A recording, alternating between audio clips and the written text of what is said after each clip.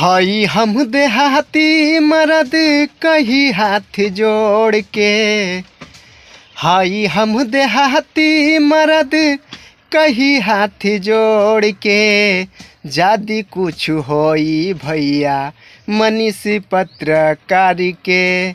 जादी कुछ होई भैया मनीष पत्रकार के। काहे घात कहिले बाड़ू भैया के साथ में।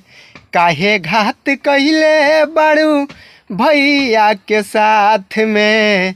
जादी कुछ होई भैया मनीष पत्रकार के।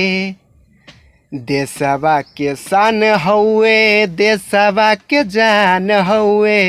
मत घबराई ह भैया हम सब साथ बानी।